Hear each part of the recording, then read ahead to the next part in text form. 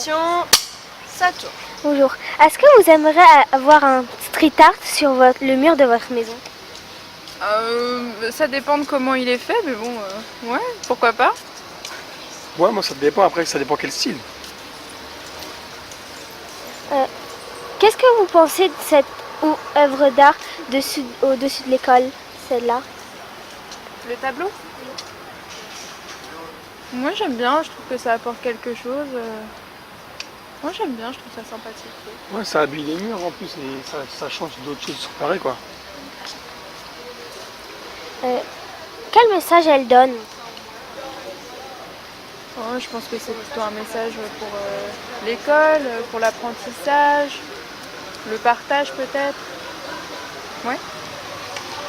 Moi je dirais qu'il y en a qui ont la chance de travailler, d'autres qui ne peuvent pas travailler, du coup il faut ceux qui ne peuvent pas travailler qui donnent du travail aux autres. Est-ce que vous l'auriez mis ici? Si oui ou non, pourquoi? Est-ce que je l'aurais mis là où il est? Si oui, pourquoi ou sinon pourquoi? Oui, pourquoi pas. Après, je pense que c'est le genre d'œuvre qu'on peut mettre un petit peu partout, vu que c'est un message plutôt universel. Je pense que oui, on peut le mettre ici. Oui. Ouais, pareil, on peut le mettre devant n'importe quelle école, devant n'importe quel lieu de travail. Bonjour. Bonjour. Est-ce que vous aimeriez avoir un street art sur le mur de votre maison? Alors je n'ai pas de maison, mais oui, si c'est joli, ça ne me dérange pas. Si c'est moche, fatalement, j'aime moins. Pas toujours beau. Qu'est-ce que vous pensez de cette œuvre d'art au-dessus de l'école? Alors, que dire? Alors j'aime bien l'idée des livres entassés qui permettent à l'enfant d'être plus haut que l'adulte, parce que c'est souvent le cas, les enfants ont beaucoup de choses à apprendre aux adultes. Par contre, il faut un peu penser à des petits fantômes et j'aime pas trop l'aspect gris comme ça fait un peu triste. Je trouve que ça manque de gaieté. Voilà, mademoiselle. Quel message elle nous donne à votre avis? Alors, le message, à mon avis, de base, c'est donc que la connaissance nous élève, que être élève, c'est aussi s'élever, monter, apprendre, grandir. Et je trouve que c'est plutôt un beau message parce que c'est important d'avoir de la culture, de savoir lire, écrire, savoir d'où on vient pour savoir où on va. Et donc je trouve que c'est plutôt un beau message. Voilà. Est-ce que vous l'auriez mis ici? Si oui ou non, pourquoi?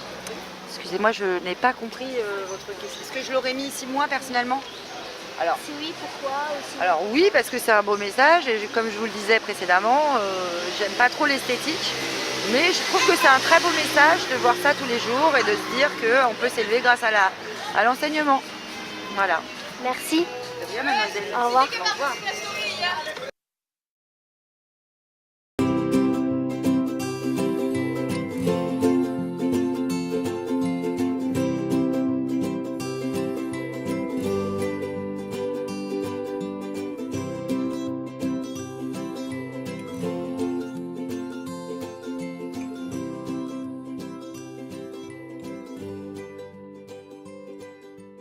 Madame, qu'est-ce que vous pensez d'avoir installé un restaurant chinois dans un bâtiment aussi traditionnel et aussi français?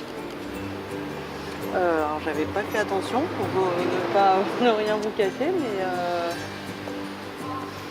mais c'est vrai que c'est peut-être un peu dommage. On a peut-être pu conserver le côté un peu traditionnel du bâtiment, mais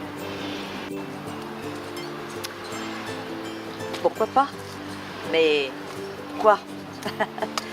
Honnêtement, alors je me répète encore, je ne verrai pas ce quartier changer du 3e arrondissement parce que finalement tout est pareil, hein, c'est vrai.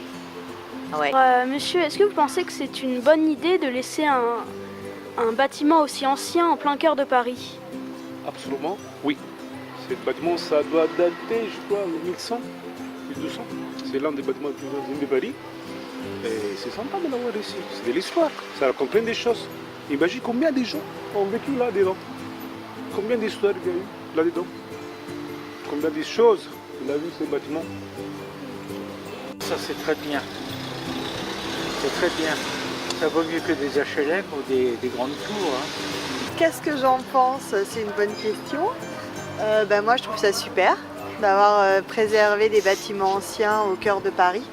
toute façon, dans Paris, c'est ça la magie un petit peu, c'est de lever les yeux et de découvrir plein de belles architectures. Et est-ce que vous, autour de chez vous, vous avez vécu un changement particulier d'écrin, des bâtiments tout autour de vous? Pas spécialement, parce que je suis dans un quartier qui reste plutôt moderne, donc les commerces qui sont attenants à mon immeuble et à mon quartier sont aussi plutôt modernes. Donc j'ai pas remarqué de changement radical du côté de chez moi. Je trouve que c'est une très belle maison.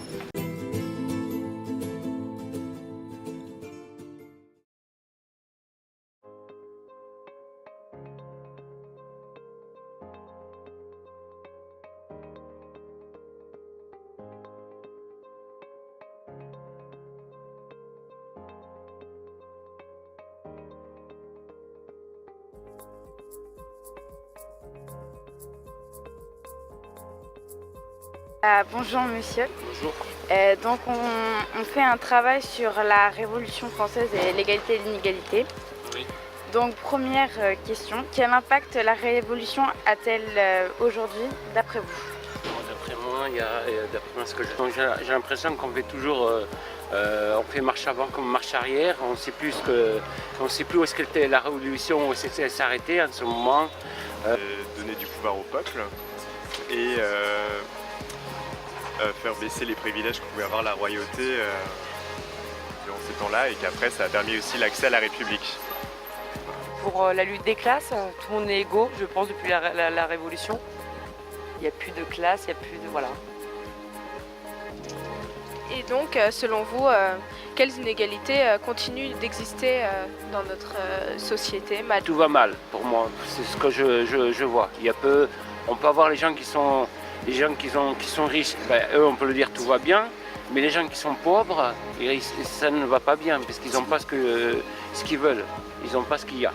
Alors c'est à la fois un point de départ et un peu une utopie parce qu'il y a encore des inégalités aujourd'hui en France, il y a encore des écarts entre les plus pauvres et les plus riches qui sont à mon avis injustes. Et donc il y a eu des avancées énormes, mais il y a encore beaucoup de choses à faire. Dans l'accès à l'éducation, effectivement après même l'éducation, pour l'accès à certains postes, des inégalités qui reposent sur des préjugés qu'on peut avoir vis-à-vis des femmes, vis-à-vis de certaines ethnies, etc. Justement, la lutte des classes est toujours présente, je pense. Qu'il y a un problème, tout le monde est sectorisé, les pauvres d'un côté, les riches de l'autre, et il y a des lois qui font pour les uns pour les autres, et c'est malheureusement pas égal pour tout le monde. L'un de vos proches a été victime d'inégalité. Moi je penserais plutôt au fait que même à équivalence de diplôme, un jeune aura peut-être moins possibilité d'accès à un métier, à un job, par rapport à quelqu'un qui est plus âgé, mais qui a plus de maturité, mais qui a moins de diplômes. Je pense que les jeunes aussi, on est inégaux aussi par rapport aux gens qui... Voilà. Oui, j'ai été refusée moi à une école parce que je venais pas d'une famille assez riche.